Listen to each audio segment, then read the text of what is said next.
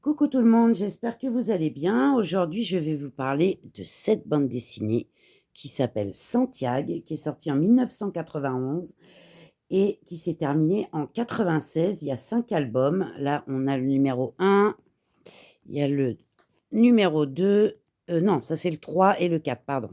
Je me trompe, là c'est le 4. Voilà. Il y a un intégral également qui est sorti en décembre 2007.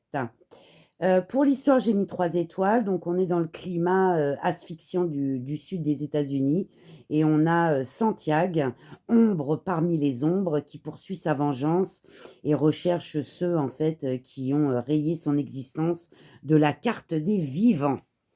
En ce qui concerne le dessin, alors par contre, j'ai été un peu déçue.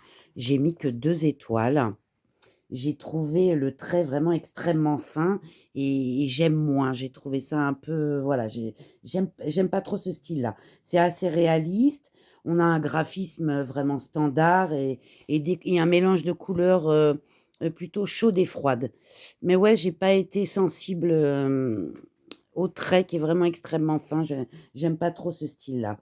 Pour le prix, j'ai mis 4 étoiles. On est à 13,95 neuf, hein, et surtout pour les comment dire? Les premières éditions, ça peut monter jusqu'à 75 € et en occasion, moins de 3 € selon les différents tomes, bien entendu. Et pour l'intégrale, il est à 33 € neuf et par contre, je l'ai trouvé à moins de 30 € seulement. Ça faisait à peu près 29 €, hein, quelque chose comme ça.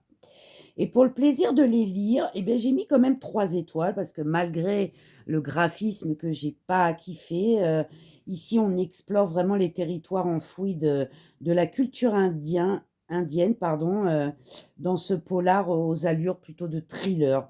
On est semi-fantastique, semi-polar, vous voyez?